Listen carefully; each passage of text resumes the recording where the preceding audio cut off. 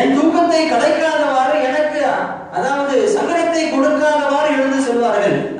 ஆயிஷா சித்திகா ரலியல்லாஹு அன்ஹா அவர்கள் சொல்வார்கள், நான் படுத்திருந்தேன். நபிகள் நாயகம் ஸல்லல்லாஹு அலைஹி வஸல்லம் அவர்கள் ஒரு நாள் தினம் அங்கிருந்து என்னிடமிருந்து எழுந்து செல்கிறார்கள். எப்படி சென்றார்கள் தெரியுமா?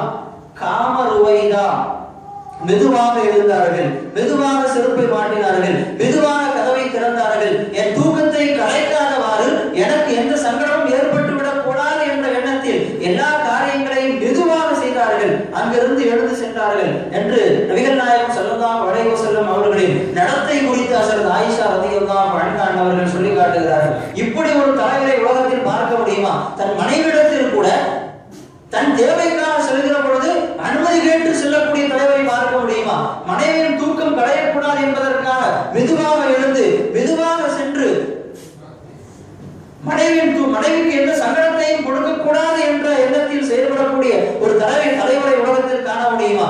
அத்தகைய மிகச்சிறந்த பண்புகளுக்கு சொந்தக்காரர்களாக அண்ணல் பெருமான் ஸல்லல்லாஹு அலைஹி வஸல்லம் அவர்கள் திகழ்ந்தார்கள். இப்படி எல்லா நற்குணத்தின் எந்தெந்த நற்குணங்கள் மிகச்சிறந்த நற்குணங்கள் என்று மார்க்கத்தினால் அல்லாஹ்வினால் சொல்லப்படுகிறதோ அத்தனை நற்குணங்களின் பிறப்பிடமாக, அத்தனை நற்குணங்களின் ஊற்றாக, அத்தனை நற்குணங்களின் ஒரு ஆணி வேறான, அதாவது அச்சாணியாக நபிகள் நாயகம் ஸல்லல்லாஹு அலைஹி வஸல்லம் அவர்கள் திகழ்ந்தார்கள்.